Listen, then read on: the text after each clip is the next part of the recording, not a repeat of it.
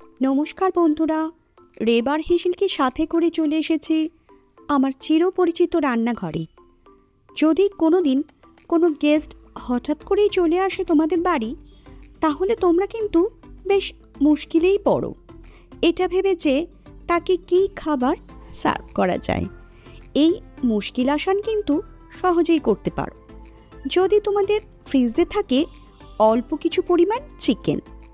চলো তবে চটপট দেখে নিই অভিনব এই রেসিপি, যার আস্বাদে আর দর্শনে দুটোতেই তোমাদের গেস্ট হবে দারুণ মুগ্ধ।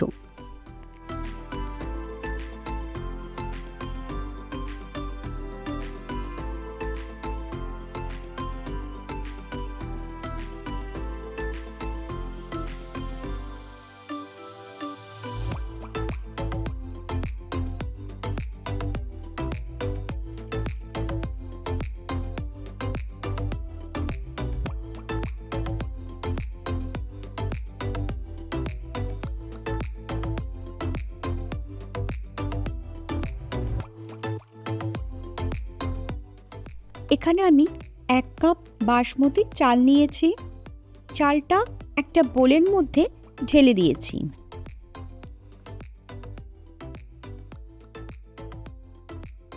এবার জল দিয়ে চালটা ধুয়ে নিচ্ছি। এখানে আমি 2-3 বার মতো জল পাল্টে পাল্টে চালটা ধুয়ে নেব।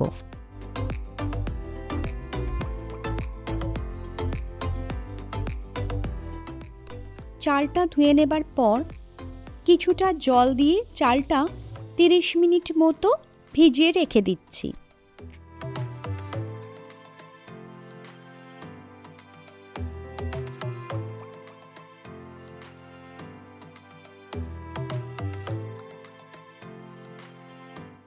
তিরিশ মিনিট বাদে যে ভেজানো চালটা ছিল সেটা ছেঁকে নিচ্ছি। একটা বোলের মধ্যে একটা ছাঁকনি বসিয়ে তার ওপর চালটা ঢেলে দিলাম, চাল থেকে যাতে পুরো জলটা ছেঁকে বেরিয়ে যায়। তারপর চালটা হাত দিয়ে ছাঁকনির চারিদিকে ভালো করে ছড়িয়ে দিচ্ছি।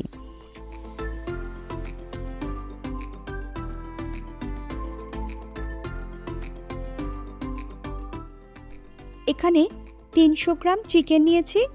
চিকেনটা খুব ভালো করে ধুয়ে ছোট ছোট টুকরো করে কেটে নিয়েছি।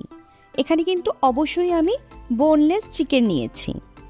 এবার একটা মিক্সার জারে চিকেনের টুকরোগুলো দিয়ে দিলাম। তারপর ভালো মতো চিকেনটা পেস্ট করে নেব।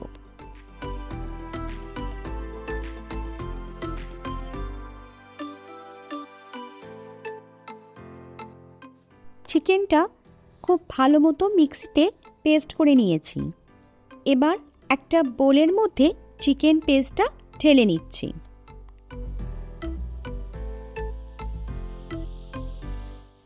এবার এই পেস্টের মধ্যে দিয়ে দিচ্ছি 1 চা চামচ আদা বাটা,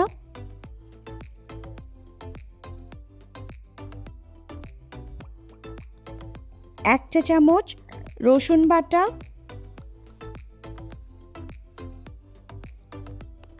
2 কাঁচা লঙ্কা খুব ছোট ছোট করে কাটা,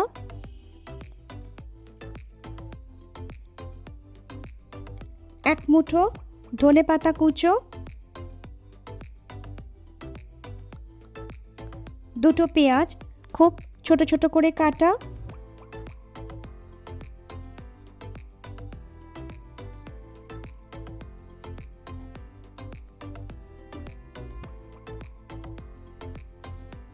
এরপর দিচ্ছি 1/2 কাপ পেঁয়াজ পাতা কুচোনো,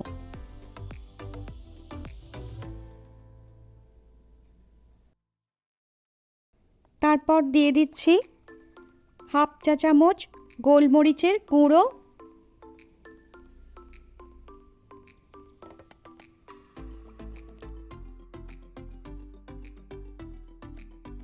1 চা চামচ সয়া সস, তারপর দিচ্ছি স্বাদ মতো লবণ। এখানে আমি 1 চা চামচ লবণ দিয়েছি। এরপর দিচ্ছি 1 টেবিল চামচ কর্নফ্লাওয়ার,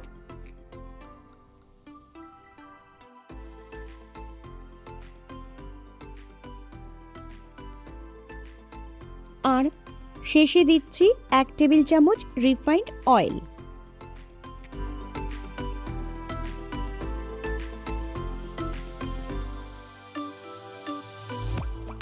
সমস্ত ইনগ্রেডিয়েন্টস ভালো মতো হাত দিয়ে মিশিয়ে নিচ্ছি।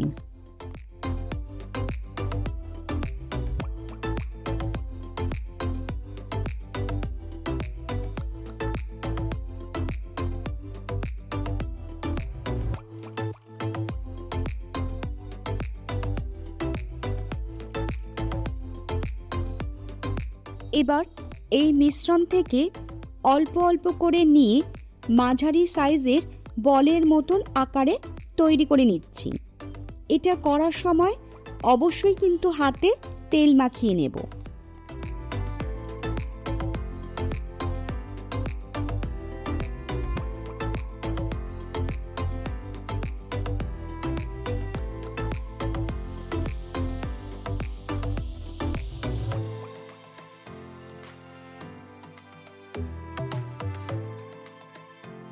সব বলগুলো তৈরি করে নেবার পর যে চালটা জল ঝরানোর জন্য রেখেছিলাম সেটা একটা প্লেটে ঢেলে নিয়েছি।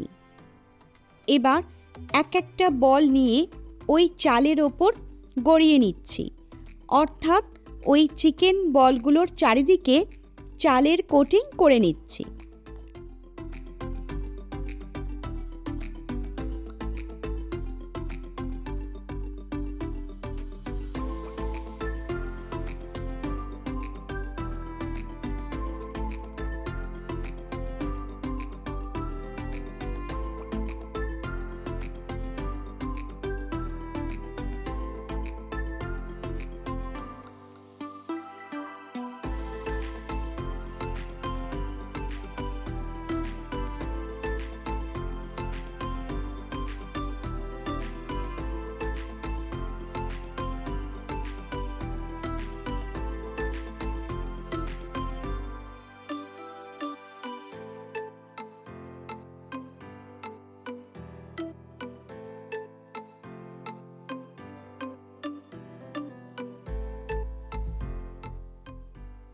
এখানে ছোট ছোট ছিদ্রযুক্ত একটা প্লেট নিয়েছি। এবার পুরো থালাটার চারিদিকে রিফাইন্ড অয়েল ভালো করে মাখিয়ে নিচ্ছি, যাতে করে যখন চিকেন বলগুলো ভাপে সিদ্ধ হবে তখন যাতে বলগুলো থালার সাথে আটকে না যায়।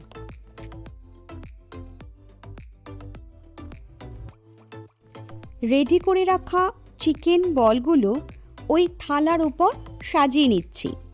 এখানে দেখো অল্প করে চিকেন বল দিচ্ছি আর একটু ফাঁক ফাঁক করে দিচ্ছি, যাতে সিদ্ধ হবার পর একে অপরের গায়ে লেগে না যায়।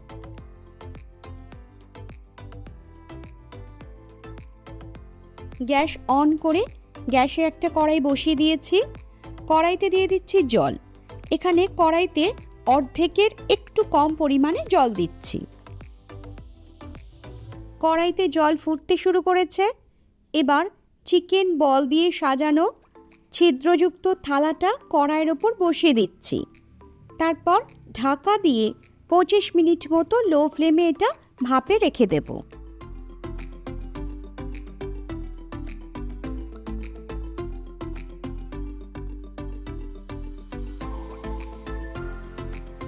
পঁচিশ মিনিট বাদে গ্যাস অফ করে দিচ্ছি।